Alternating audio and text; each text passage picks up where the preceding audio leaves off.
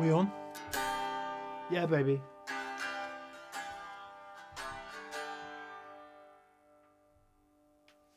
Cocaine flame in my bloodstream. I sold my coke when I hit Spokane.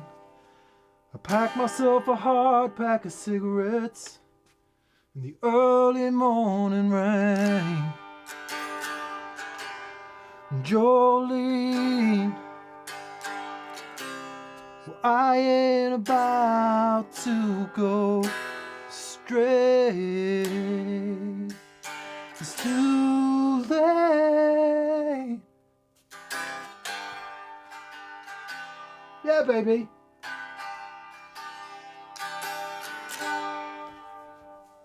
See if we can get an instant copyright strike on VCQ tonight. It's good to sing a song. It's good to sing a song. Welcome to VCQ, everyone. I hope we're live and broadcasting. That was Jolene by Ray LaMontagne, which is a lovely song. Yeah, a lovely song. Welcome. I'm on me Todd tonight, people. Dan is a little bit under the weather, unfortunately. Nothing serious. Pleased to report, nothing serious. Turn us up a bit. Turn us up a bit. Yeah, nothing serious. He's just feels like I don't know, he's just not very well. And exhausted and a little bit of a chest infection. So Dan, if you're watching, good evening. Let's just make sure we are broadcasting. Please, please, please, we are broadcasting.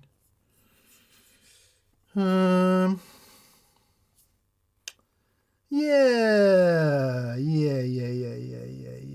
We're on. Found myself face down in the rain. Yeah, in the ditch actually, with booze on my hair and blood on my lips and a picture of you holding a picture of me in the pocket of my blue jeans. What a lyric. What a lyric.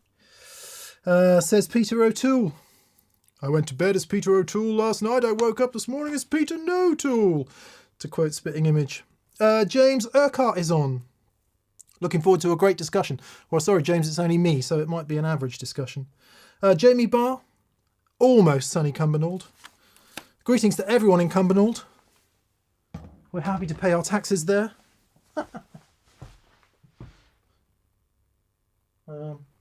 It's one of the Her Majesty's Revenue and Customs offices in Cumbernauld.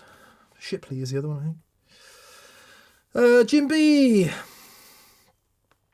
David Clark is on. Jeremiah McCann is on. Big thanks to BV for moderationalising in the chat there. Thanks, BV. Thanks for always being here. It's a big deal. John Horak is on. Zoot alors from Long Island, New York, reporting for duty. Get better, Dan. Yeah, lots of good wishes coming in from Dan, including from Wes Chilton. Hi, Wes. Sorry if the camera's going a bit focus weird. It needs to see my eye the whole time, so if I'm doing this, then sometimes it won't see my eye. Could fix it, of course. Elliot Green, hello Elliot. Tony London is on. Hi Tony. Amish Trivedi, David Rosa, Steve Mass, hello Steve. Shah, Bono, lots of lovely humans on this evening. Greetings from Seattle, says Chris Quinn. Robert Payne says, nothing serious, so Dan just feels a bit funny. Yeah, maybe.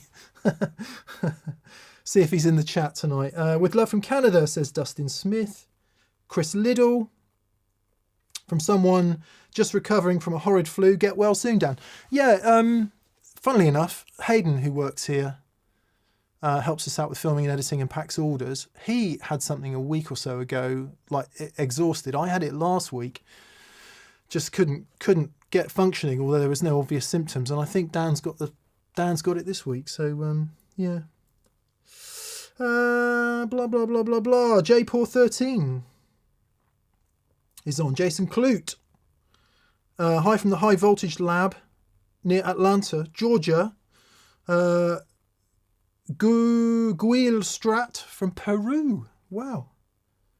Hello from East Texas, says Mark Satterwhite. Yeah.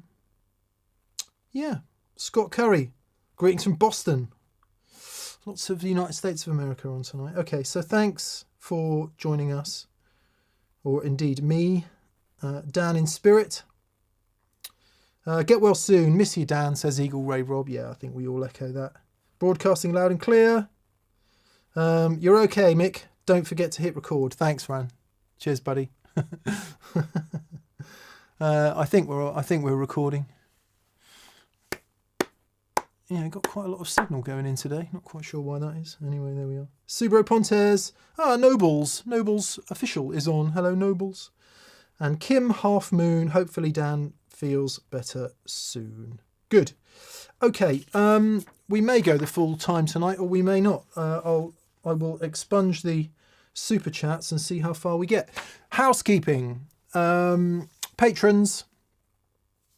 Those of you who are patrons on Patreon of That Pedal Show, says, quick reminder for our active patrons to check your messages for a link to enter January's giveaway. That's your Patreon messages. Check your spam folder as well, just in case. It's a Delay Llama Extreme from Jam Pedals. Really, really fantastic programmable and tap tempo analog delay with all sorts of clever stuff going on in there. Thank you to everyone who has entered so far. Thank you to everyone who's bought tickets to That Pedal Show and Andy Timmons. Whitney is sold out, Friday 3rd of May. Cavan in Liverpool, there's some left apparently, so if you want to come to Cavan, get in. They're selling steadily, so do that. And we're trying to figure out a date in between, but quite haven't managed that. Apparently, according to Catherine, who's written these notes for me, there are people coming from California, Australia, Ireland, Germany and Singapore. I hope you're coming for Andy. Yeah, so we are trying to find a venue for the 2nd of May. I'm going to put my oar in the water seriously on Wednesday for that. We're filming tomorrow. Dan's wellness notwithstanding. And just as a reminder to anyone who has bought a ticket, we don't send out physical tickets. You need a printout of your order confirmation or just show us the email on your phone at the door. You won't get an actual physical ticket, so you will need the email in some form or another. Good. Right. Housekeeping out the way. K. Cole 4001 is under a blanket in snowy Nova Scotia. Andy White says, am I still doing Meat Feast solo? No, it would be wrong. It would be wrong to do Meat Feast alone. I think it will be Catherine and I often will do Cupboard Surprise, which does what it says on the tin. Chris Quinn is on. Robert Payne. I think we've... Bonjour from And So I Stopped. East Texas. God, man, we're all on. We're all on. Right, let us get into the questions then. There's one that I need to refer to on my phone in a minute as well, so I'll try not to forget to do that. First up tonight is Joel Silber. Yeah, Silber. God, I've got my flipping glasses on. I still can't see properly. Joel says, just wanted to say hi and get well soon to Dan. Thank you, Joel. It was a great show on Friday. Analog Man and the Landau pedal sounded awesome. The standard, the SH9, the TWA, not for me. Got tickets for Fat Lils in May. We'll see you there. Yeah, it's quite interesting, wasn't it? For those of you who caught the show on Friday,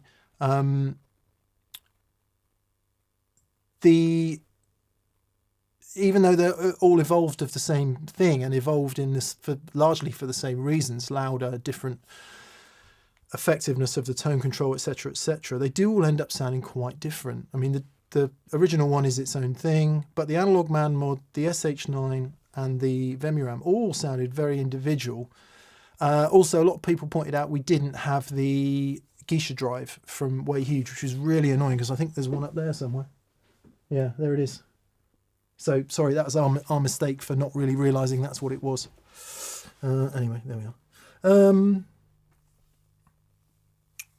Airfire, Ed. Hello. Ed came down. He bought a guitar from me, which helped fund the 345. So thank you, Ed, for helping with that. And he said, Mick, on Friday, I think I brazenly stated that the song I'd written was in C. It's not. It's in F, F, C, B flat add 9. Thanks for a great morning. The Supro has only been put down for housework since. Good on you, Ed. Ed bought the Supro James Sport from me and is enjoying it greatly. Thank you, Ed. Joe Halliday is on from Hello Sailor Effects. Hi, Joe. He says, hello, Legends. I hope you guys are well. Well, one of us is well. The other one is going to be well very soon. Now that you're both in a humbucker club of late, what do you look for in a fuzz to play nice with humbuckers? I know Bonamassa has a fuzz face that is supposedly tuned to them. Yeah, he does. This one.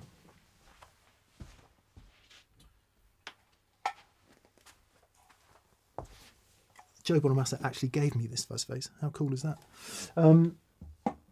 Yeah, I mean, when they say tuned, I think choice of transistor, bias, you know, all the things that you would do when you're making a fuzz. Anyway,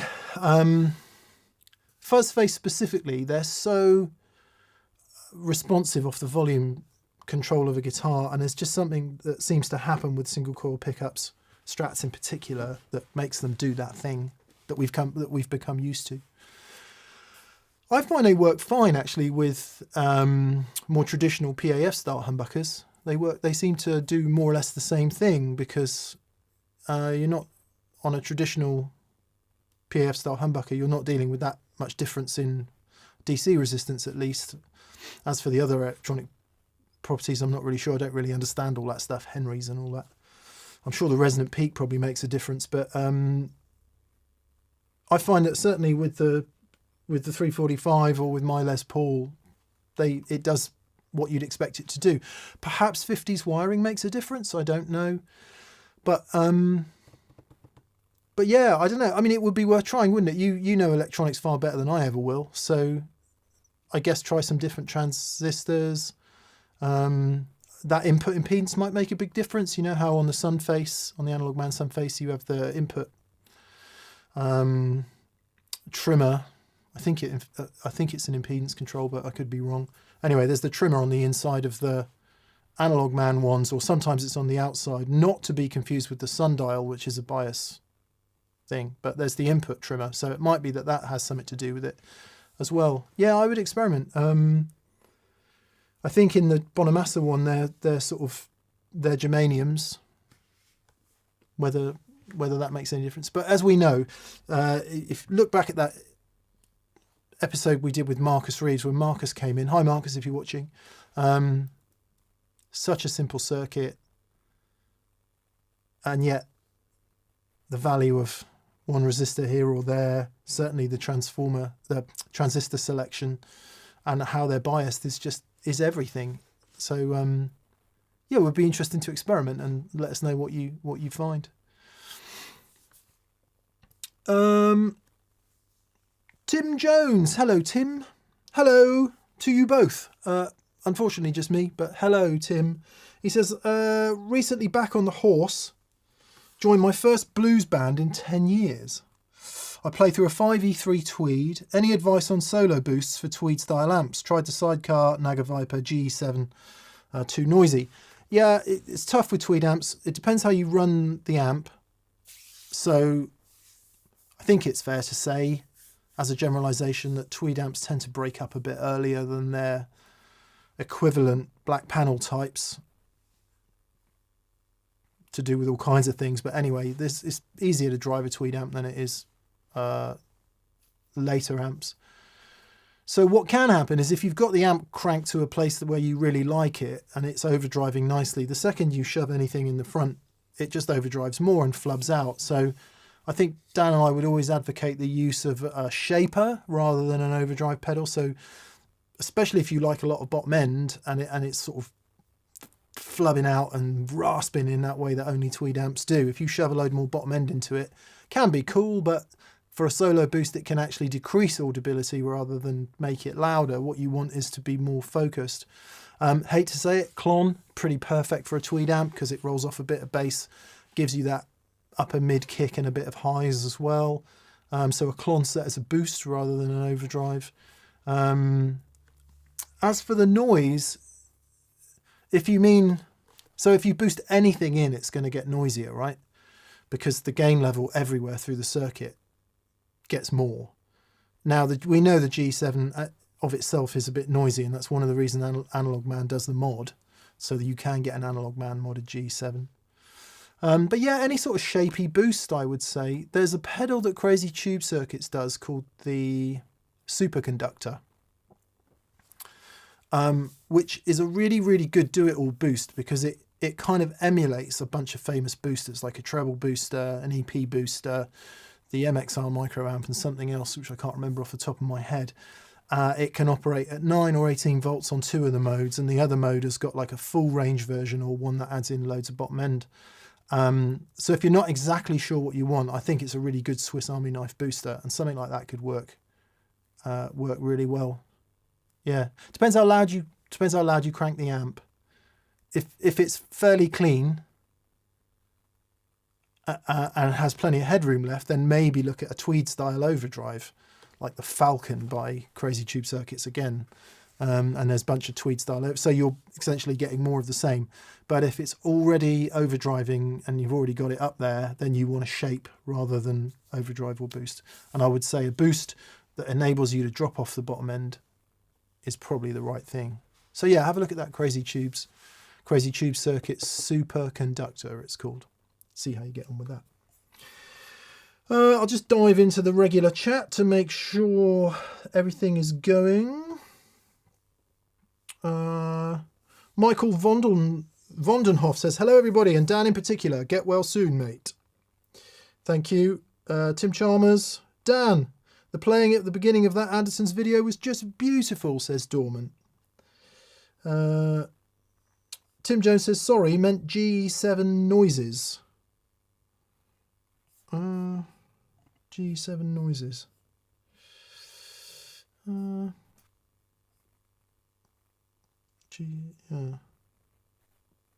Yeah, well, hopefully one of those suggestions will help. It's the perennial problem. Amp that's slightly gainy, how do you make it louder? You can't make it much louder because unless it has an effects loop and you can boost after the preamp section, or indeed in the case of an amp that's already overdriving throughout its whole circuit, as it were, making it louder can't be done in the amp itself. It has to be done at the sound desk. Or one of the reasons Dan and I like high headroom amps with pedals, because you can always get louder if the amp's got enough headroom.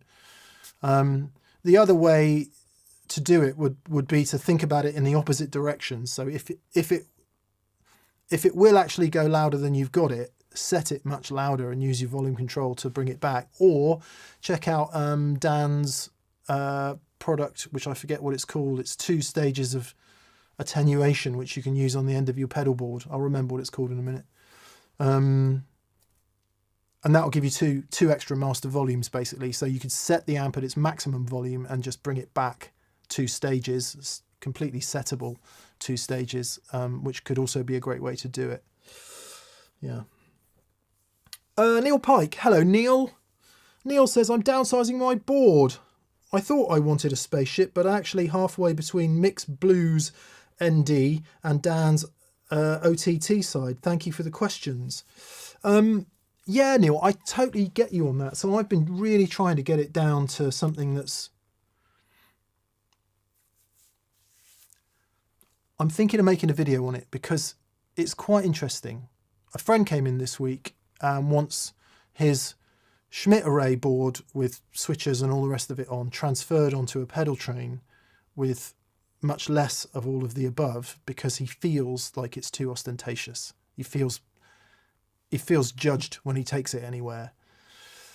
And that is, it's such a complex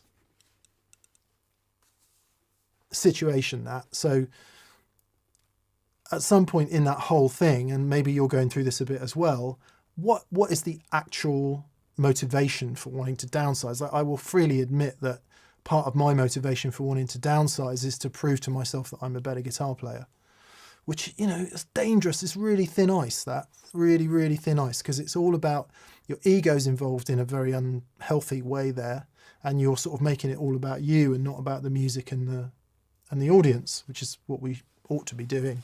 So I would really question your motivation for wanting to downsize, which is what I've been doing, and I'm ending up with, I'm just wondering if I might be able to run a really small board with a couple of overdrives and a analog delay on it, and that's like if I go and play with Ainsley, or if I go and sit in with a mate's band, I take that. But if anything that's a bit more ambitious sonically, or I'm playing the whole gig and I need more sounds and I need the reverbs and delays, want the reverbs and delays and bit of wobbly, that board can sit completely solo and it's tiny, you know, like a Schmidt Array 250. But then this board actually introduces a bit of technology. So you'd have a programmable reverb and delay, a bit of wobbly, it'll do wet, dry or stereo. So I'm not averse to doing that at a gig, and certainly not averse to doing that in here. So you could just come out of that board into this one and maybe even use G3 Atom to do the switching. So you're sort of living in both worlds. It sounds more ostentatious than having it all on one board. And that's what we're fighting with, I guess, isn't it? Because the big board, it just gets so massive very quickly. The other thing, a practical consideration, I hate a boomed mic stand. I really can't stand it. Dan likes a straight stand with a gooseneck. He likes that. Again, I like a boom straight with one foot pointing towards me and the other feet pointing away. If you've got two little boards, the foot can come down the middle. I know.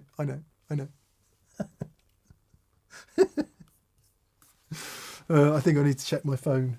My watch is binging at me. Underliner says BV. Yes. Daniel is in the chat. Something's happened, Dan. You're coming up as maybe Daniel Steinhardt on my phone. Why is that? Dan's in the chat. Underliner. Yeah, I'm sure Dan's been in the chat and reminded everyone that's what it's called. Oh, definitely didn't want that. What the hell?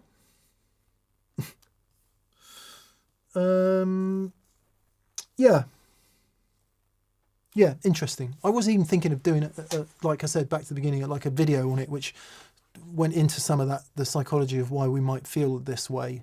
Maybe even talk to an expert about it. That might be gilding the lily. Anyway, experts. Anyway, good on you, Neil, and good luck with that. TJ Nilsson. Hi, TJ. Mick, I'm curious about the Dan Drive Tweedy versus the Zvex 59 sound. I have a wet dry 2 rock, a CRS and a Dr. Z antidote, which is a Marshally voice, and looking for a crunch drops tone. So what do we think on the Dan Drive Tweedy versus the Zvex? The Zvex is more versatile because you've got the two sides. The Dan Drive is loud. It's just loud. And in order to get it sounding great, you need to start cranking the pedal a bit. So the amp needs to be giving up a bit. Without doubt, I prefer the sound of the Dan Drive, without doubt. But the 59 sound is, I would say, way more versatile, way cheaper, and way more available. So,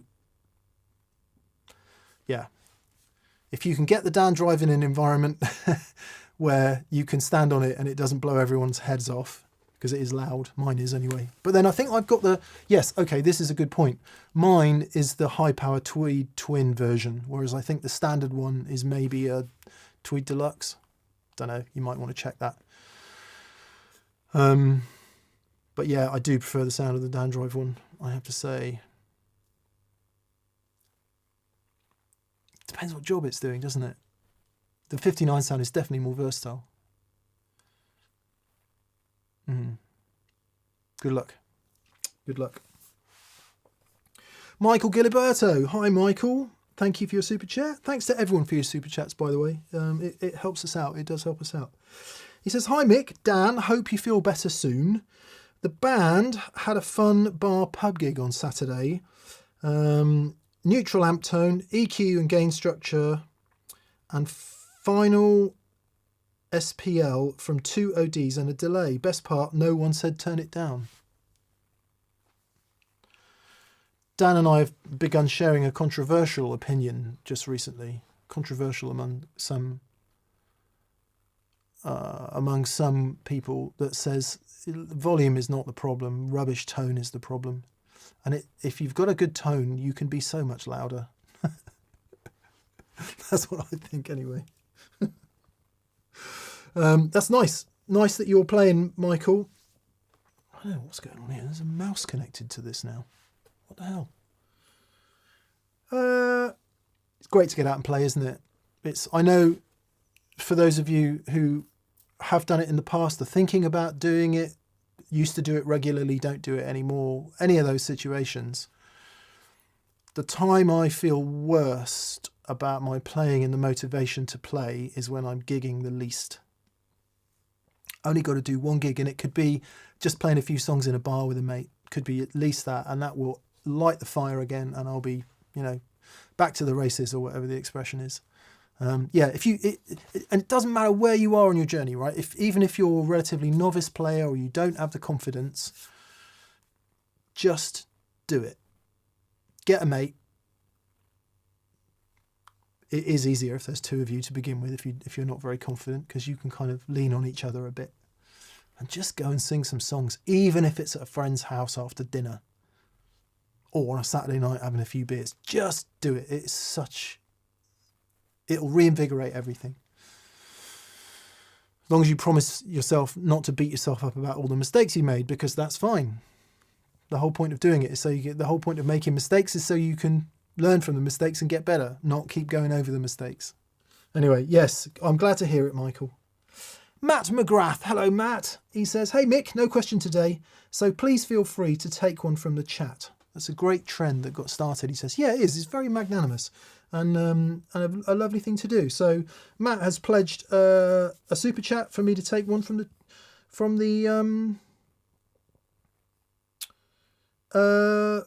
chat. So I will go with, let's see, I'm just trying to find one.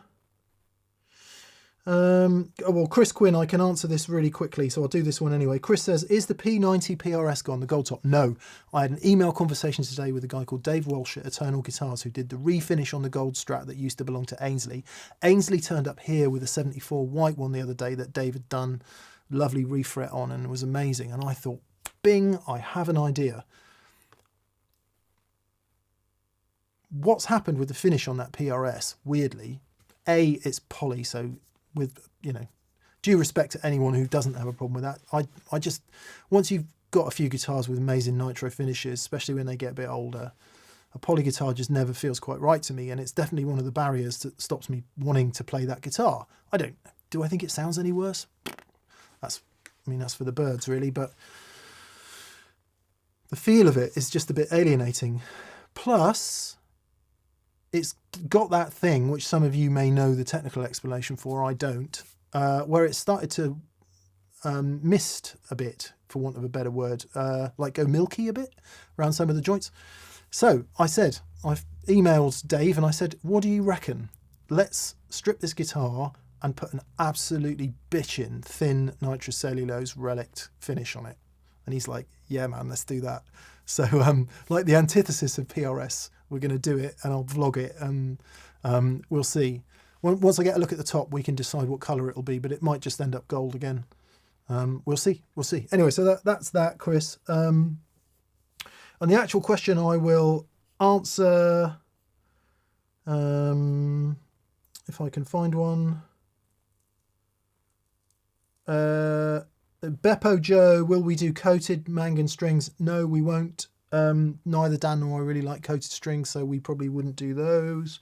But thanks for buying some anyway. Come on, let's find a question. Nope, not very many questions here.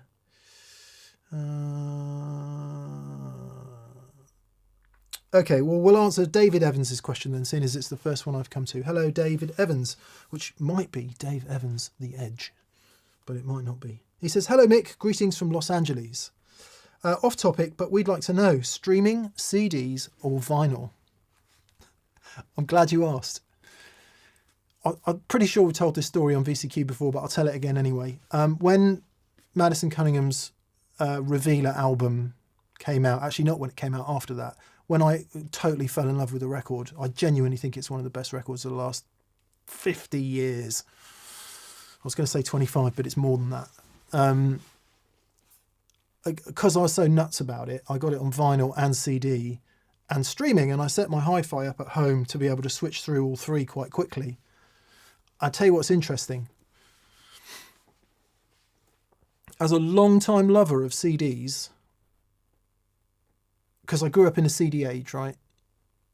I think the first commercially available record on CD was Brothers in Arms by Dire Straits, or it was certainly one of the first, and that would have been in the early 80s, early mid-80s. And in the early mid-80s, I was about 10 years old, 8 to 10 years old, child of CDs. Anyway, my favourite is the vinyl. The stereo separation on it is just...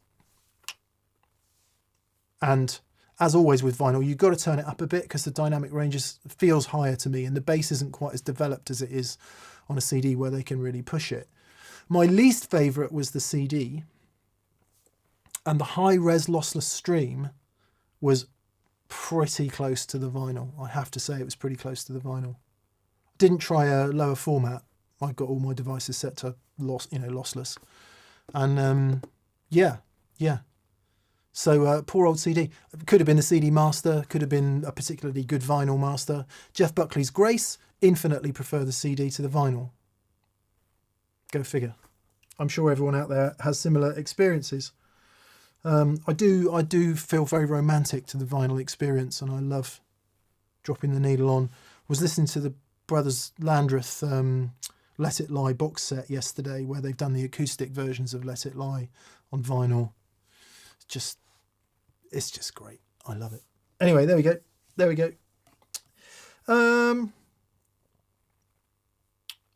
Elliot Bull. Hello, Elliot. When writing songs, how do you know when you're done? At what point do you stop trying to add things and commit to a demo? And how do you guys personally fight tone option paralysis when recording?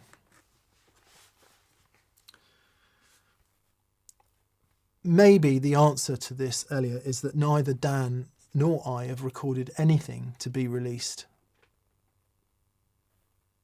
Me, ever. Well, that's not quite true. I played on other people's records, but for myself. And Dan, Tin Spirits would have been the last stuff he released, so that might be 10 years ago, or it might be less than that. And he's been working on an EP for 4 years now, 3 years. So I think that might partially answer your question. So rather than dropping any wisdom that is actually true, I'm just going to perhaps suggest what we should all do, which is to JFDI. It's an acronym. You can type it into Google and just do it. Stephen Wilson said something really interesting when he came in. Stephen Wilson and Nico Sonev came in, and we did a chat with them about Stephen's latest record.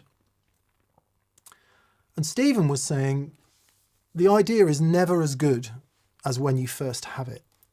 And with the availability of modern recording tech, iPhones, handheld recorders, etc., etc., etc., there's no reason whatsoever why the thing that you put down there and then couldn't end up on the final version.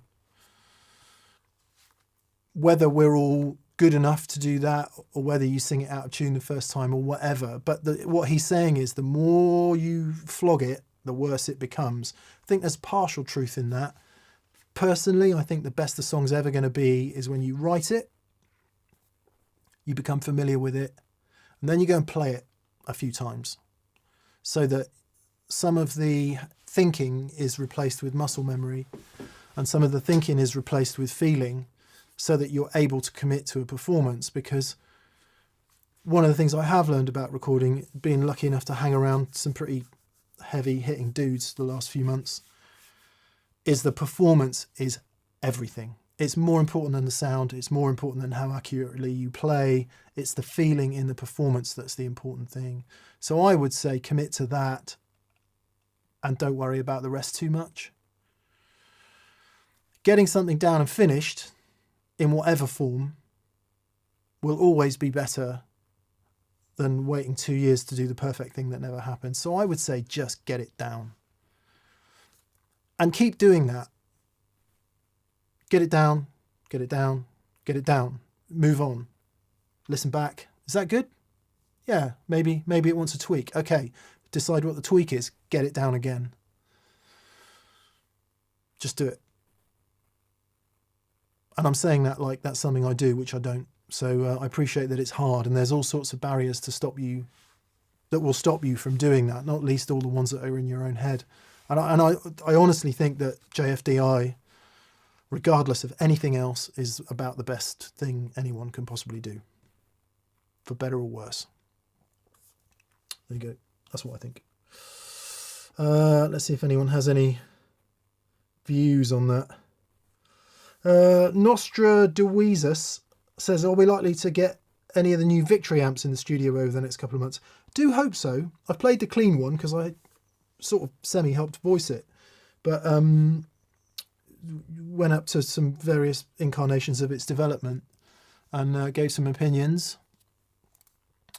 None of which I think made any difference to anything. I think Martin nailed it. Certainly the clean one. Haven't heard the overdrive one at all. And I'm really, really looking forward to that. So, I really do hope we get a listen to them.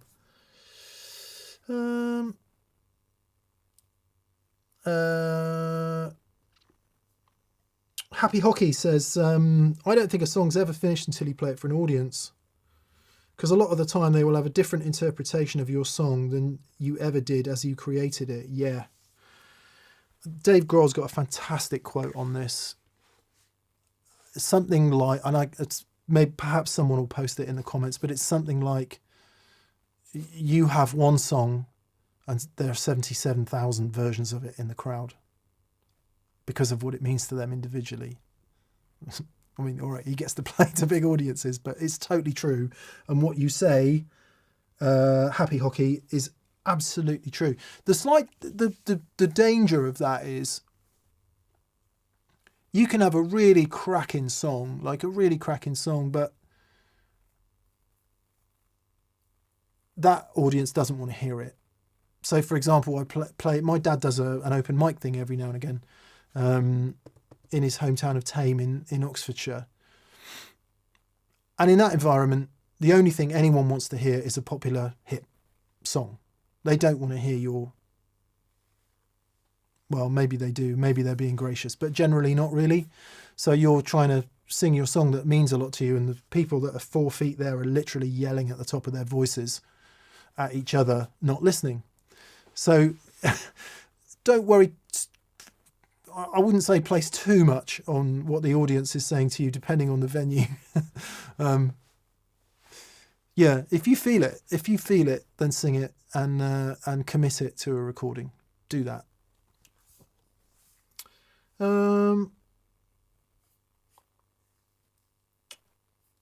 Yeah, good. Groovy. Jacob Backer, or Jacob Backer. Jacob, you must tell me. He says, oh no, last week I sent you in a time rift, now Dan is gone. Here's something to fix that timeline. Someone else should ask my question instead. Get well. Well, thank you, Jacob, for that. And so we will take another question. And this question is from Andy Gill. Thank you, Andy. He says, possibly playing a small Marquee gig in the summer. It's a long way off, but I'm wondering how sound is affected in a tent. For example, might I need more bass or less reverb or volume, etc.? Depends on the tent. I mean, if it, what do you say? Small Marquee. Yeah, I love the sound in Marquees. I don't know why. Maybe because it depends what the canvas is made of. If it's canvas or plastic or heavy canvas or wet canvas. But whatever that main surface is, I'm going to guess that it's acoustically porous to some degree. Well, to a lot degree, because you'll hear it outside. If you play in a hall, right, an old school hall which has got a wooden floor, hard walls, hard ceiling, hard back wall, you get a whole bunch of weird reverbs that start happening. And if you hit into Voodoo Child as your first song, or Even Flow, or what do we used to do, My Generation, but you know, at Who kind of intensity, then it's just cacophonously horrible in a hall with only 50 people in it. even worse with only 5 people in it, which was most of our gigs. But there seems to be something about a small marquee where that doesn't happen, and the sound kind of disappears out because there's plenty of space for it to do so. And I always love the sound in marquees. Might be that you want more wet effect, because sometimes when there are no reflective surfaces, you need a bit more ambience because it can be quite dead sounding. But I always found there's a great sound in little marquees, even better when they're full of people. So yeah, I wouldn't worry too much about it. I would, as always, get the sound you like the most so that you play the best, and they can worry about how much fun they're having. Have fun.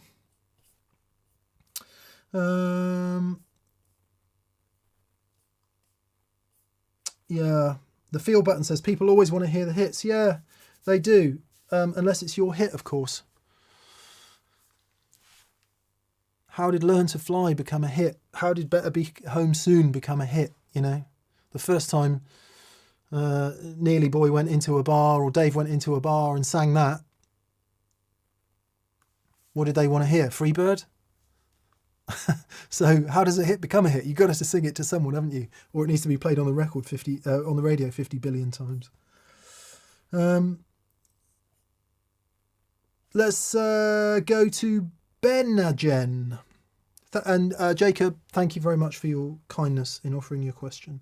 Benagen or Benagen says, have you had a chance to play an Eastman SB59 or SB56? Much underrated guitar. Yeah, I like Eastman guitars. So I think, I don't know specifically which guitars they are, but I know the slightly higher end ones have nitro finishes and stuff like that, do they? They have pretty serious specs, and it's always tough, isn't it? There's lots and lots of low and mid price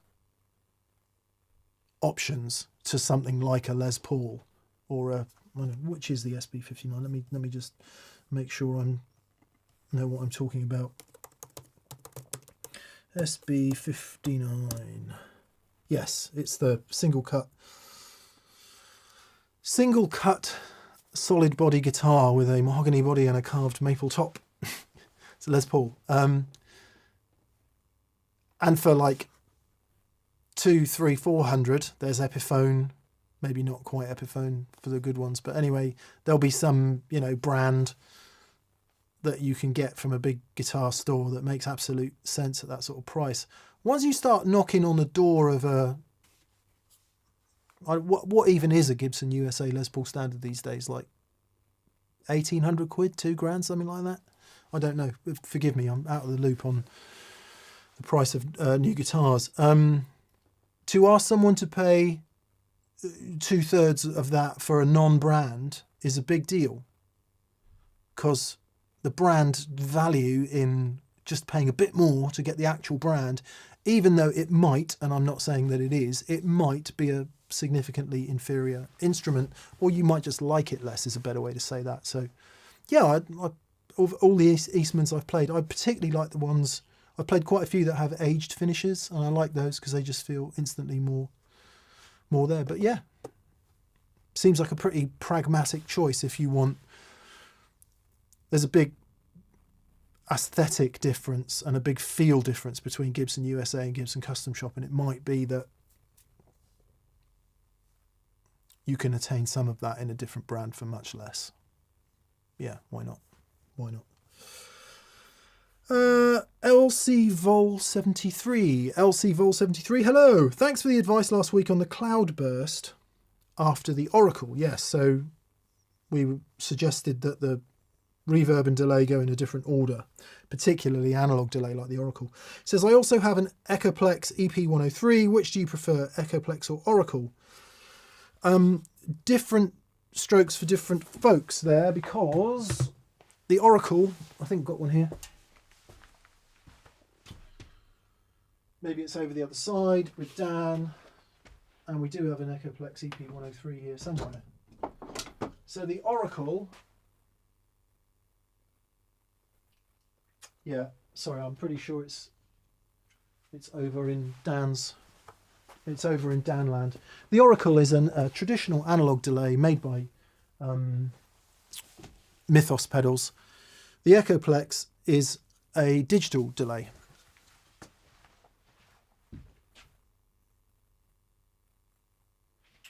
But it's a digital model of a tape echo. I would say for all-round versatility, this. You can affect the kind of the age of the tape and how knackered it sounds, but it will do a reasonably bright sounding tape-like repeat, which you might want if you find the warmth and all the kind of artifact that an analog delay makes hard to deal with, and if you want a clearer repeat. I also don't know what the maximum delay time is on the Oracle. I want to say it's 360 milliseconds, but it might be longer. If it is 360, and my apologies for not knowing that information, you'll also get much longer delay times out of this. I mean, I'm going to say have them both. If I had your rig, depending on what overdrive pedals I had, I would run the analog delay up front. If you've got stuff like fuzz, heavy distortion, put it after that. But if you've got like a transparent overdrive or a fairly clean overdrive, put it before that. That is such a groovy sound. So you go fuzz, distortion, analog delay, and then your kind of low gainy overdrive next. All the other conkers, and then stick that before your cloudburst, and then you've got two options. That's what I do. Having analog delay and digital delay, and I'm calling that a digital delay even though it sounds like tape. But one of the things we often forget about tape is that a well-maintained tape, and certainly a new tape in a nice machine, is clear sounding, full frequency spectrum, not all knackered and broken like they get after a few months of use, years of use. And it's just a very natural, clear, beautiful sounding repeat. Whereas an analog delay always sounds like an analog delay if it's Bucket Brigade device. Always sounds warm. The echoes go off in a certain way. So having both options is really cool, I think. Really, really cool. Scott Brockway says, get well soon, Dan. Oracle is 600 milliseconds, says Oleg. Thank you, Oleg. 600 is... 360 is pretty restrictive, I would say, even though the Edge managed for a long time. But if you want a longer delay for a, you know, rock kind of solo, 600 is going to be quite nice from the Oracle, although it is going to be getting to degrade a bit at that point. And he says you can force it more than that, presumably using the tap tempo, maybe. To get into sort of more modern delays, certainly those great big spacious ones that sit under big rock solos and stuff, 800, 1200, not uncommon. So just to give that some context. Justin Baylog, hi Justin, nice to hear from you, buddy. He says, welcome to the stereo phasing Veritone Club. I love my Lucille, he says. It will be fun to follow your journey. No question, just wanted to share the stoke. Yeah, man, it's, I think I've said many times, but I'll just reiterate. It's gone from thinking, wow, this is a fantastic guitar with ridiculous electronics, to this is a fantastic guitar with fantastic electronics. And getting to understand it is going to be super interesting. Sat in here, love it, love it, love it, to quote Cherish from Bake Off. But Bake Off the Professionals, that is. At a gig, it's going to be interesting. Dominion Electric Effects Co. Hello, Dominion Fuzz. I believe Joey has one of your fuzzes, doesn't he? He says, quick thanks to you fellas for all the time you put in. Is there anything you're really looking forward to trying this year? Two things off the top of my head. One is I'm really interested to see if I can do this basic and not so basic two-board approach, so that from day to day, can I live with that? And then for the stuff that requires more, join the two boards up and make it work with various different guitar rigs. Really looking forward to hearing that. The TC2290 delay, the new one. I've got some fairly fundamental questions about that if if it passes that, that could start to get interesting. And one thing that I was looking forward to trying, excuse the dead air and the dead camera just for 2 seconds.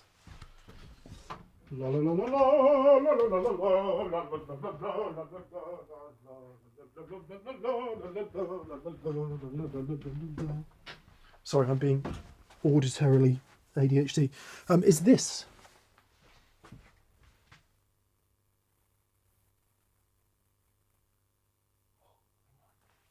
The verbs from Polly, from Loki at Polly. First thing he brought out, I think appealed to Dan greatly. I didn't understand. The Josh Smith overdrive is absolutely killer. This, I've been looking for something that sounds as far as possible towards the CXM as it can, is simple in terms of UI, is small,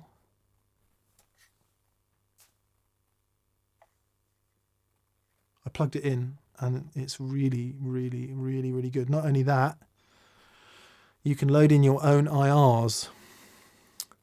So I think I can go and make my perfect room IR and load it in, which I'm going to try.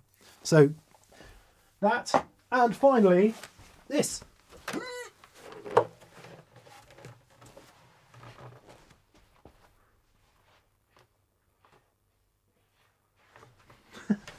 Boogie 1x12 Thiel cab. Thiel, is that how you say it? It's a tiny little box, 18.5 inches wide and almost as deep, with an EV in it, ported, and it's what you used to see sat under Mesa Mark Series combos. My friend Neville had it with a Mark 1 head, but his head is being put into a combo from Paul at Zilla. So I was saying, can I try that? And if he doesn't want it, I might buy it.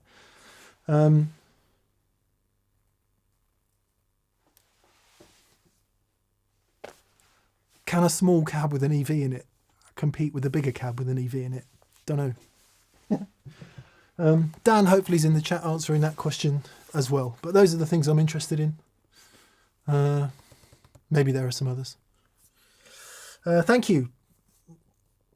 Hogan Heim. Hello, Hogan.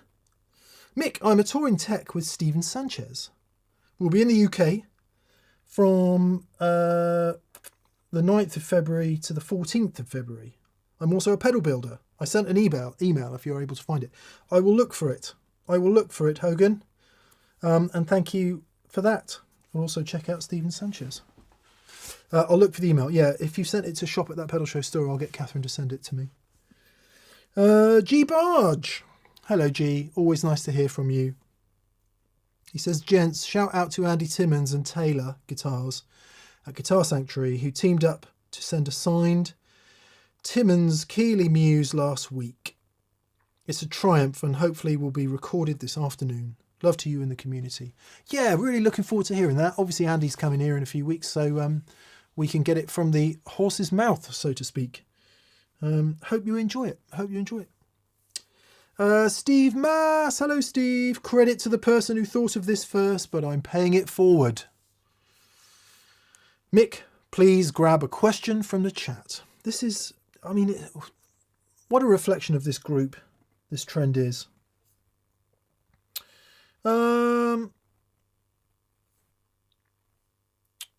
So Dylan Croft. Steve Mass has gifted you his question, Dylan. And he says, I'm experimenting using the Constable, the Kingsley Constable, and the Kingsley Juggler in the loops of my brilliant G3, like the pedals, then out to the power amps. Do you have any thoughts about this method as opposed to the preamp direct to the power amps? No, that's how I did it.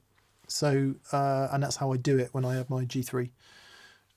The Kingsley pre would always sit in a loop of G3 so I can decide where it's going to go, and it's fine. G3's got more than enough headroom capability to deal with it. Absolutely fine. So all you would then do, well, okay, so here's where it gets semi-complex.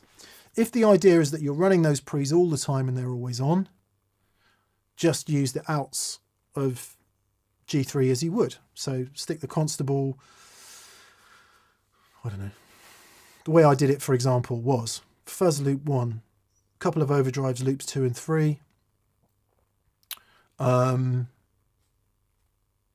Anything else I wanted before the preamps, loop 4, so that might be, I don't know, what might it be? Might want my vibe before the preamp, or some modulation effect that doesn't go well after overdrive, blah. Then the preamps. So let's say loops 5 and 6, constable and juggler. Then what you can do, if you're running in mono, all good, straight through, put all your wet effects after, reverbs, delays, all that conkers, and then straight out of output 1 to the amp, to the effects loop return of whatever amp you're using. If you're running stereo or using 2 amps, use outs 1 and 2, and then of course you can, in G3, you can route the pedals to either go left and right or to go to both dual mono, stereo, whatever per preset if you want to do that, which is really, really cool. And that's great. That's how I did it. The only slight issue is if you've got overdrive pedals that you want to run without the preamps, because they won't have the mumbo to just drive the power amp by themselves. So the preamps always have to be on. One of the preamps always has to be on. But yeah, if that's the idea, either you're running them dual mono to 2 amps or you're switching between them into 1 amp, absolutely in the loops of G3. That's a great way to do it, because you can program up all your other changes and everything, so you can get one touch, or you can get one touch with stomp box, or you can do sticky stomp box. If you've got any MIDI stuff, you know, you can change pedals, preamp, wet stuff, and change the settings on the wet stuff with one press, should you want to do that. So yeah, absolutely do that. Dylan, I hope I didn't make that too complex. With thanks again to Steve Mass for gifting the question. David Rosa. Hello, David. He says, I'm excited for a new line of fuzz pedals from Seeker Electronic Effects. Thank you for introducing us to Mr. Timpson's fine work. In your Rare Birds of Epic Noise episode, my favourite bit of TPS programming. Yeah, I think it's Mike, isn't it? Is the guy at Seeker? I think that's his name. We used one of the Seeker pedals that Marcus Reeves actually gave me. Thank you, Marcus. Yeah. It's hard, isn't it? Here we are in this golden age of effect pedals. So many wonderful things being released and real passion put into it as well. You know, whether you're talking about Marcus or Mike at Seeker, etc., etc., etc., the amount of passion and belief and kind of artistry that goes into these things, it's kind of intoxicating in a way. And then you get some dude that goes, I can't believe it costs $400. It's like, well, yeah, it does. If you want to eat and heat your home and maybe employ somebody or two, it just does. So, yeah, good luck, David. Amish Trivedi. Hello, Amish. Good to hear from you, as always. He says, back to the classroom and answering questions myself. Nothing from me, but loving this idea of questions from the thread. Best to you, Mick. Okay, Amish, then we shall take another question from the thread, which is from Edward Johns. Hello, Edward. Edward says, hi, Mick. Any thoughts about using a hi-fi style tone pot to give a fuller and more subtle range of adjustments for the germanium fuzz and drive pedals? Also, how does a treble bleed affect this? Okay, so I think what Edward's talking about is on some pedals, particularly fuzz face types. Actually, while I'm on the subject of that, look out for a video tomorrow on TPS channel. We're trying to find a short format to do pedals quickly and simply. So we've jokingly called it Effector du jour, and it's literally like a 5-minute hammer through of a pedal. So I've done the big blue fuzz face and the little blue fuzz face, you know, compared them, plugged them into a Marshall, just have at it for 5 minutes. And hopefully it's not too much of a chore to watch it. You know, I know that lots of you who are here tonight are happy to watch the long videos, but there are lots of people who just can't, won't, don't commit the time. So please let me know what you think about that. I really want to know. And the point of mentioning it was fuzz face, strat. You go 10. We do it on the experience days here. Usually, if somebody wants to try fuzz, I'll stick the strat on, fuzz face dimed, loud amp, and go, right, start on 5 on the volume pot, 6, 7, 8, 9, 9, and and it's literally in less than one dial on the fuzz that it goes from relatively nice and clean to like shaking the walls down. And what Edward is saying is, if you change the taper of the pot, would that give you a more gradual change and more controllability? I think that's what you're saying, Edward. That's the first question. Because I've been doing it for so long, I'm just totally used to that amount of change. And I mean, it's all about ergonomics, isn't it? I know people who, like Simon and Dan, just can't play strats because they keep hitting the selector switch. And I've literally never done that in my life because I think I strum that way. So it's all these weird ergonomic things that you work out. And I think if I was, to overblow the analogy, if I was falling through space with my arse on fire, being hit by a space monster and drunk, I would still be able to operate that strat volume control because I've been doing it for 30 years. So I don't have a problem with it.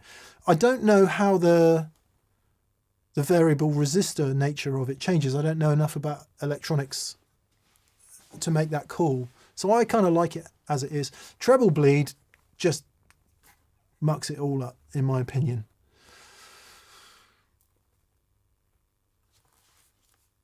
Or actually, let's say something more useful. It changes it again. So if you've got a treble bleed, you need to learn the relationship again. And it does change the relationship. And I find that the cleanup isn't as cool. It's not as nice. One thing that does happen with a fuzz is it goes super sparkly anyway. So it's kind of, it negates the whole point of a treble booster. Some of my favourite clean sounds are a fuzz into a Marshall with the strat just down. Who would want any more treble than that? Not me. So, but of course, if you've got a treble bleed in your guitar for other purposes, and then that, Andy Timmons can't live without a treble bleed. He loves it because his humbucker is pretty fat sounding, in my opinion. I don't want a treble bleed because I'm not comparing myself to Andy Timmons, by the way, but just as an example. And lots of other strat players don't want a treble bleed because it's already wiry sounding enough already. Secondly, if you're using something on your board that has a buffer, you don't get that massive roll off anyway. So if you've got a clon style that's always on, or in my case, even my delay does it, there's enough buffering in the delay to just make sure that it doesn't go off too dark. And if you add the fuzz face to that, it's the chimiest, most beautiful, sparkly, clean sound imaginable. So yeah, it does affect it. Taper on the pots, I guess try it. Pots are cheap enough, aren't they? And as long as it's not a really precious guitar that, you know, I don't want to be hot swapping the pots out on my old Strat, for example, because it just works great. But try it, see what you think. If anyone has any knowledge on that, please post in the comments. So hope that's not too evasive, Edward. Catherine and I are on the green tea. I've always drunk green tea. Or white tea. They're from that pedal show etched mugs, of course, which make a lovely gift for yourself or others. And if you don't like it, buy it for someone you don't like. Yeah, you can buy those at thatpedalshowstore.com. Green tea. Michael Mosley, BBC dude and a doctor, I think, does really good stuff on the BBC. Over the years, I've followed some of his health advice. All sorts of research saying green tea is highly beneficial in many respects. I've always drunk it. So anyway, we're on a bit of a green tea kick again, despite the bottle of red wine and the horrible fatty food I ate yesterday. Very good it is too. Jolly good. Yeah, lots of people coming in on the treble bleed thing. Fender 1960 CS says, I love green tea, but here in the States we drink it cold. Yeah, I like it cold too. I do like it cold. In fact, that's pretty cold. Moving along. Sean Jeremilatos. Hi Sean, good to hear from you as always. Sean says, I've just finished work on my heavy relic custom shop Strat. Replacing corroded saddles and cleaning lubing tuners. They got a bit overboard in my opinion. Set the trem to float as in your vlog and it works great. Nice. What was I unscrewing the other day? Something. Actually, that was my custom shop Strat, the gold one. Was it that guitar? Yeah, I wanted to change the pick guard on it, so I unscrewed it, and the screws were like rusty, like rusty. They don't do that. They don't go rusty like that. So I think you're right. I think they do go overboard a bit. I preferred the way Gibson used to do it on their and maybe still do. What do they call it? That 335, my 335 has the finish. It's called, I'll remember what it's called in a minute. I watched them doing it in Memphis, when the Memphis factory was there. And they use acid on the components to age them a bit, to get that aged look. And they do that with all the screws and everything else. Not just like rust, which, I don't know. They didn't go rusty in that way. Please somebody tell me what that finish was called. I think it's the best. It's the best of the aged finishes in my opinion. Come on.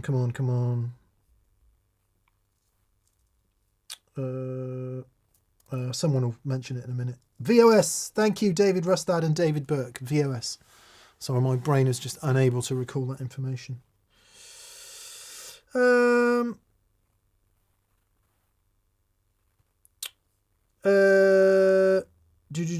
Steve Ferro. Mick, quick question on elbow pain from playing guitar. Have you ever had this, and if so, how to treat it?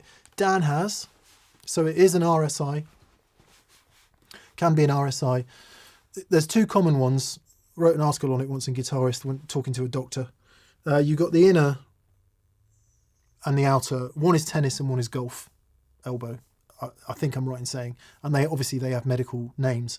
And you need to talk to a good physio or someone who understands that in order to do exercises to improve it. If you find yourself suffering from any RSI, you're doing too much too regularly in a compromised position. So you do need to change it, because it can get really debilitating after a while. So you need to change your physical position, or you need to do exercises to rectify. Clearly, I'm not a doctor, I'm not an expert, I'm not a physio. So I'm saying this secondhand, but I would go and see somebody who does know what they're talking about. And for what it's worth, I find sports people are more used than actual doctors for a lot of this stuff. Sports physio. And have them diagnose it and then figure out a recuperation plan to make it better. I rather suspect a lot of people will comment on this in the chat, because it is very common. Especially if you are into any sort of technique style guitar playing that requires precise technique in terms of picking, sitting in one position, trying to do your semi-demi-quavers and all that stuff. Better still, get up and move around, change your playing position, maybe put your strap up or down one notch could alleviate it. But before doing any of that, do get it checked out by someone who knows what they're talking about and can diagnose it properly. Don't carry on and make it worse, for what it's worth.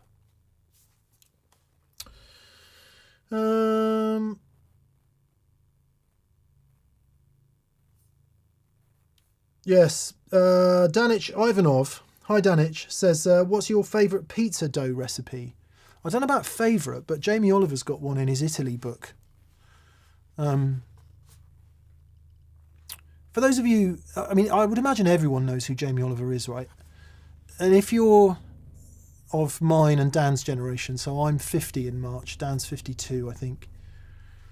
if you're somewhere in that decade either way, maybe a little bit further than that, Jamie Oliver changed the world for us because he made it okay for men to cook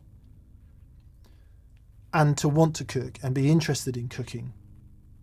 I appreciate that sounds like a dreadfully sexist thing to say, but I distinctly remember, even in a peer group of, well, whatever, in a peer group of people who probably would cook a lot, it wasn't really till he came along that boys got really, really interested in cooking, en masse, I mean, for sure.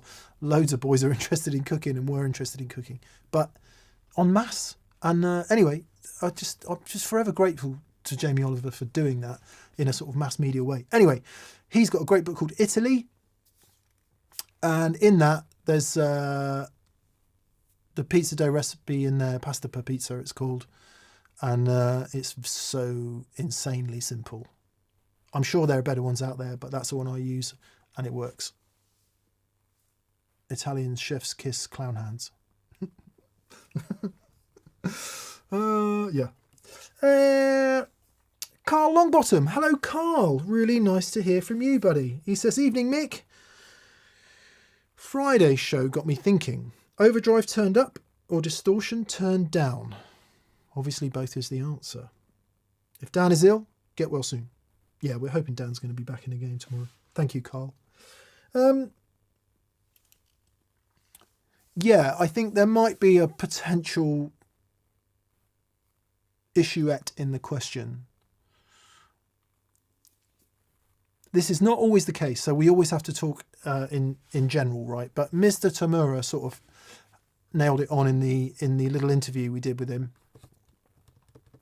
when he explained that the TS9 was very much an overdrive, and the characteristic that he described about that was the way in which the clipping happens.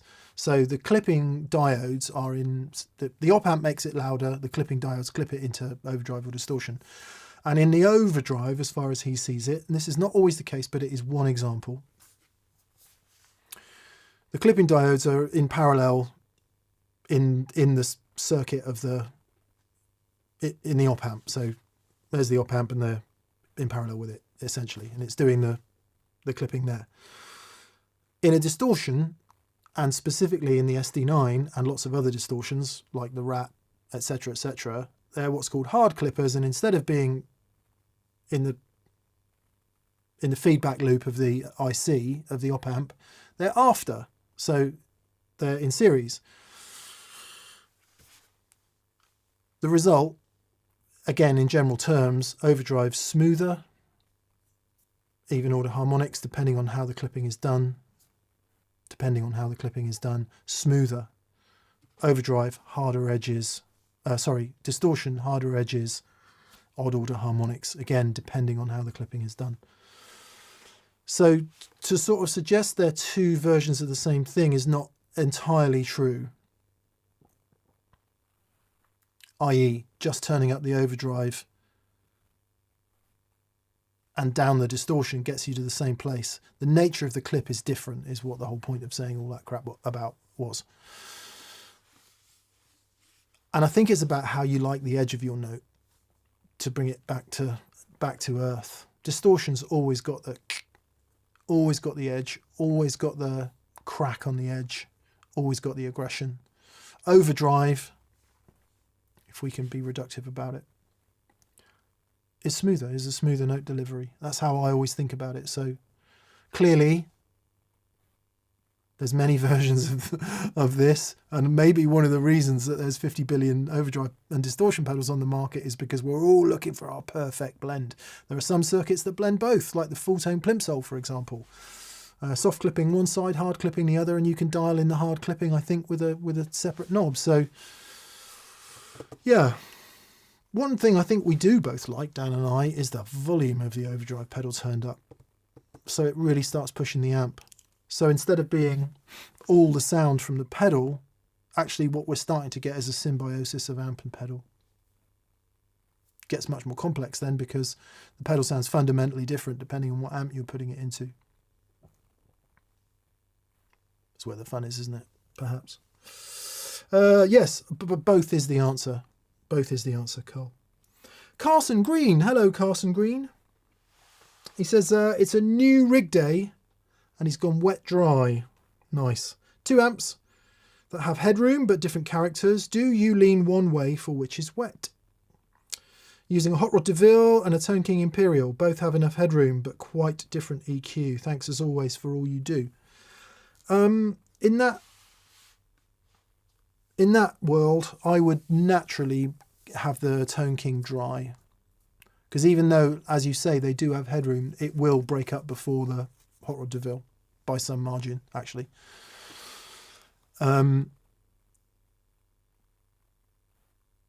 it depends.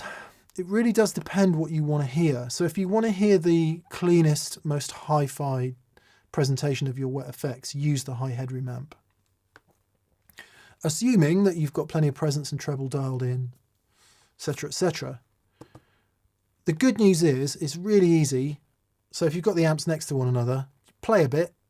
Do I like this? Do I like this? Do I like this? Just swap the cables over or swap them over out of your pedal board. Doesn't matter. And you can hear it. Just literally A/B and decide which one you like the best, because you just might prefer one over the other. And make sure you do it when you're stepping on and off your overdrive pedals as well, because that has a fundamental effect. For example, quite a loud overdrive pedal into a Hot Rod DeVille.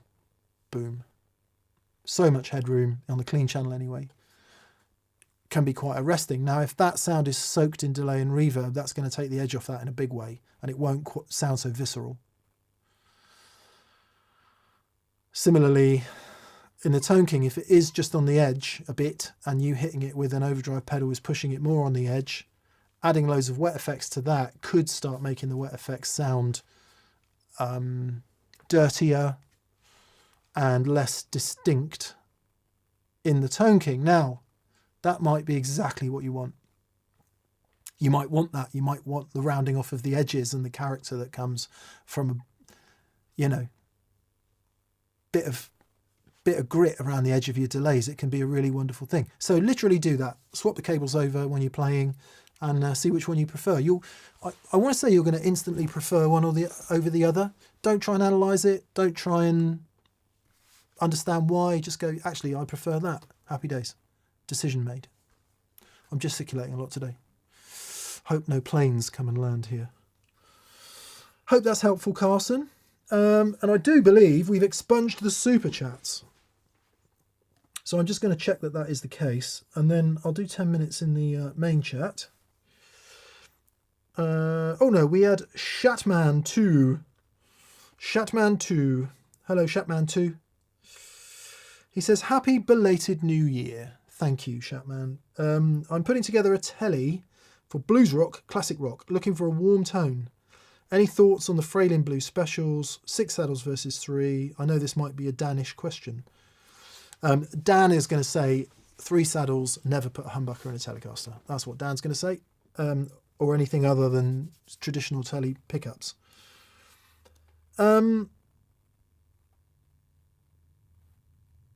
haven't tried the Fralin Blues specials, but I do know that everyone I know who uses Lindy Fralin pickups really loves them. Really loves them. You could think about a humbucker in the bridge, maybe. Ainsley came in last week. Ainsley Lister came in last week, and he brought in a guitar made by Dave Walsh. Sorry, I have another friend called Jim Walsh. Hello, Jim, if you're watching. And of course, Joe Walsh, but that's a whole other story. By Dave Walsh at Eternal Guitars, and that's how the whole PRS conversation from earlier came up. And he brought in a thin line T-style guitar that David made with 2 humbuckers, a bit like Jeff Beck's Telegib, that kind of feel, but thin line. And it was such an incredibly resonant and cool guitar. Because I look at it, see a humbucker and go, nah, not in a telly. Play it and it's like, oh God, because it's a really vintage voice PAF style humbucker, so it's airy and open and lovely sounding. So you could go that way. It's so hard with pickups because despite what you might read online, it's not just the pickup that makes the sound in a guitar. You know, different pickup in different guitar reacts a different way. So you might find that some pickups suit it and some don't. I mean, the good news is pickups are relatively inexpensive. It's not like thousands, is it, for a different guitar? So you could try a couple different things as a start point. Yeah, try it. Here comes Catherine. Have we gone off the air? No, so we've got a visitor. Oh, here's Rosie. Hello, Rosie. Hello. Have you brought me a little blanket? Don't try and jump up with that. You going to come see me then? Oh, okay, you're going to come jump up with that. Here's Rosie. Rosie's had a bit of a boring day today. Haven't you? Oh, actually, no, you haven't. You've had 2 walks. Well, a run. You had a run with me this morning and then a walk at lunchtime. So here's Rosie. Very happy dog. I don't know, did we say? Rosie came joint first in a sniffing trial.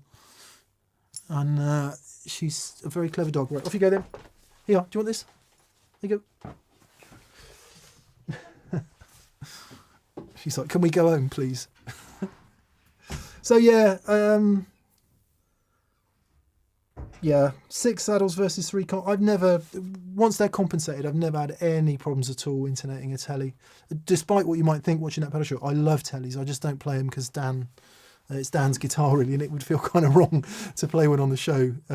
But I never had any problem, and Dan never has any problem week after week intonating. So I think as long as you get the intonation compensated ones, and there's plenty of people that will say they can intonate the straight ones perfectly, but I've never quite managed to pull that off. Go with your gut. Go with your gut. Go with your gut. Apologies if I can't be more specific.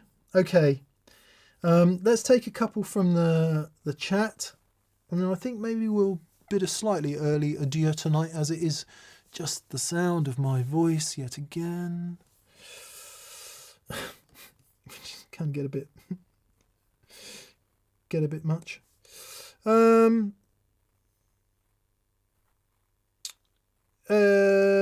Okay. Elias Blum says Rosie is eager for meat feast. Yeah, I think she just wants change. She's like, okay, we're doing this. No, let's change. Let's go and do that. No. I love and need the 3 brass saddles on my telly, says Todd Roy. Yeah. Rosie's wondering where the hell her Uncle Dan is, says Robert Lewis. Yeah, I know. She does love Dan. She really does love Dan. Dan says he misses her. Yeah, she misses you, mate. K Best 56, hi from Chicago. Where are you leaning for boutique Strat pickups these days? I've got 2 favourite sets of Strat pickups. 3, in fact. One is Ron Ellis 5060 set. And I know that Ron gets a bit of stick for how expensive his pickups are, but there we are. The other is an Andreas Kloppmann 60 set from Germany. I really, really love those. And finally, God knows how I managed to inherit a set of Josephinas from somebody. And they're pretty cool too. But you know what? Fender Fat 60s, straight Fender Fat 60s. They always sound good. They always sound good. I'm a fan. And maybe a Fat 50s in the bridge if you want to just a little bit more poke from the bridge. It's such a crapshoot, his pickups. I went through years of it with Blue. And you just tie yourself in knots, really. But you've got to go there to come back. And I'm pleased that I had that learning of discovering a few things. Because you do end up challenging a preconception or two. One of the things I've found that I really do like are the mid-60s pickups. So with the enamel coated wire instead of heavy formvar, I think the Alnico had changed a bit by then. Yeah. Anyway, for what it's worth. Those are my favourites. Someone mentioned Lindy Fraylin earlier. I hadn't heard any Fraylin Strat pickups for ages, but the last ones I heard were amazing. I don't know. There's so many So many good pickup makers out there. I've never tried a set of Matt Monty's Strat pickups, actually. That would be worth doing. Everything Matt makes, I like the sound of.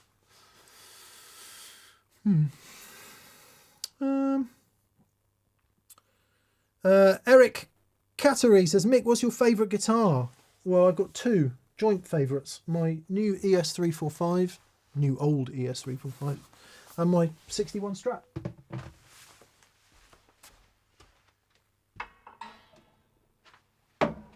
These two. These are my favourite guitars. Well, actually, my favourite guitar is my Collins Acoustic. That's my actual favourite guitar. But electric guitars would be these. 65 ES345, 61 Strat. Refinish. Completely original.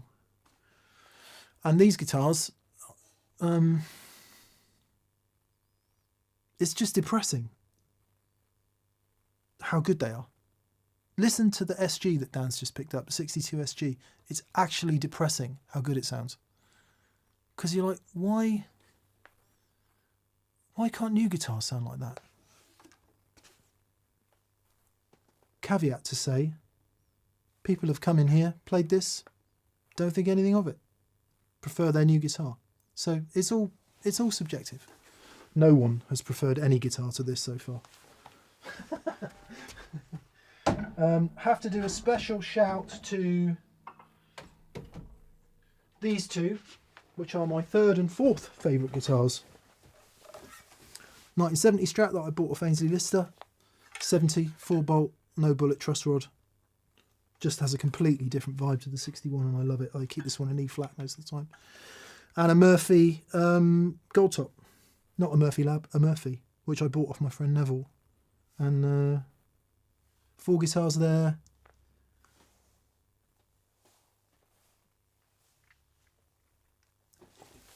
Everything else could go.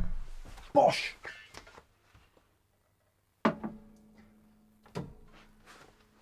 I'm really sorry for hitting the mic. That probably hurt out there in YouTube land. There is a limiter on it actually, so maybe it wasn't quite so bad.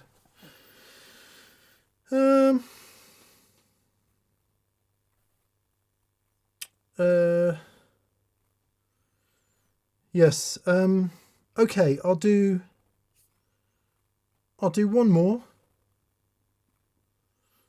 and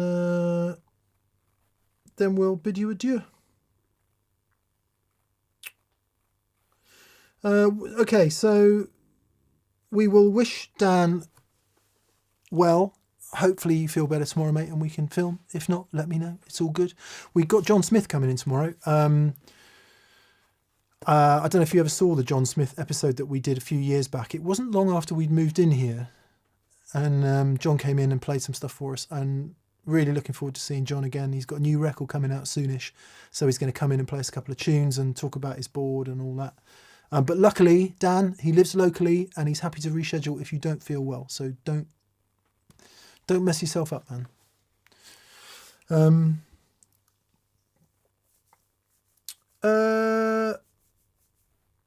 NRJ says, does asking people to subscribe to the channel really work? Does it work in terms of getting more subscribers?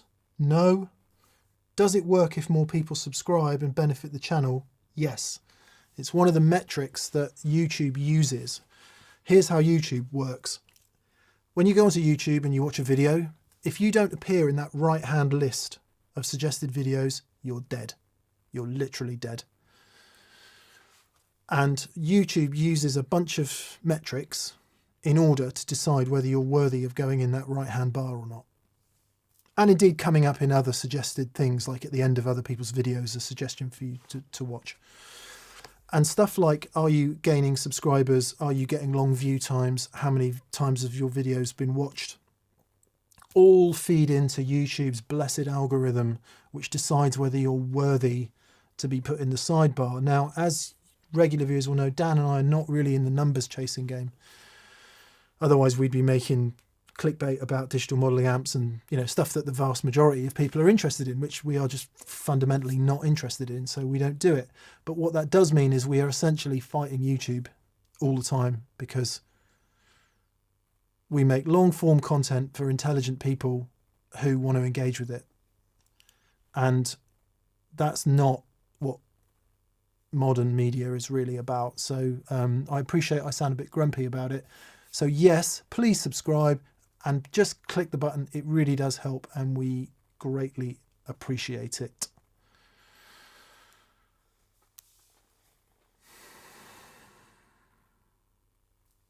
I will just say we are immensely grateful to YouTube for being able to exist. Let's not forget that. The flip side of the coin is no YouTube, no That Pedal Show. It is a way in which people like us can publish relatively freely and be seen at all. So we are really grateful for that. But staying visible is a challenge when the rest of the world, quite rightly, you know, if I think about I want to fix my washing machine or figure out something on the car, or, you know, I don't want to sit through an hour video, do I? Put the search term in, find the YouTube video, 5 minutes, nope, not watching that. 2 minutes, yes, I'm watching that, boom. So I get it, right? I get it. I completely get it. But That Pedal Show is not about that. Please subscribe. Conchornery. That's funny, conchornery. How about noiseless single coils, Mick? No, just no. Never played any that I've liked, and I want the noise.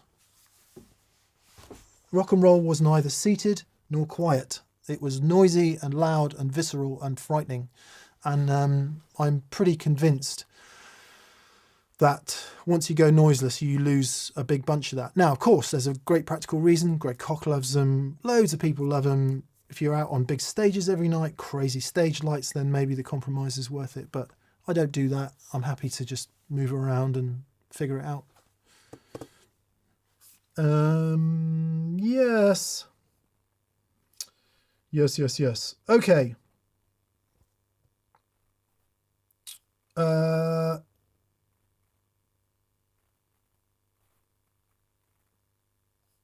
Okay. I'm just seeing if there's one final question.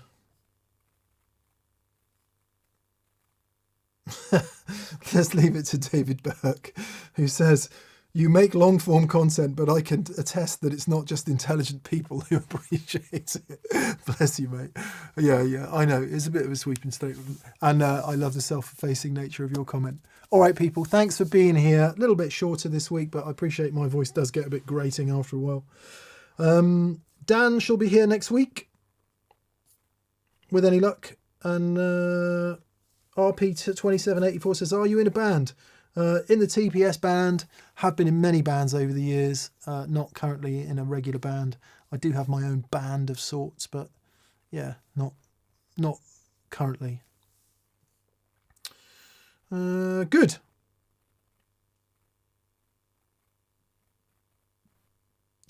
Thank you very much to BV. Thanks to everyone for being here. Thanks to the super chatters. Thanks to everyone. Just thanks. How much thanks should we give for being here among ourselves? It's good. Right, I'm off. Let me know what you think about the video idea tomorrow. I think we could refine it a bit, but let me know. I'm really interested to know what you think, how it could be better, whether it does what it says on the tin, etc. Groovy. Okay, play us out, Dan. Oh no. Play us out, Mick. Okay. We'll do another song, shall we? Let's do see if I can remember this. I won't remember the chords. It's in C sharp.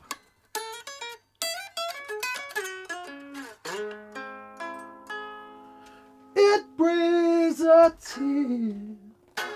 Oh yeah. Into my when I begin to realize I cried so much since you've been gone. Well, I guess I'll drown in my own tears. I sit and cry, just like a child. When I begin, all running wild, diminished. Well, if you don't think that you'll be home soon, and I guess I'll drown, oh yeah, in my own tears.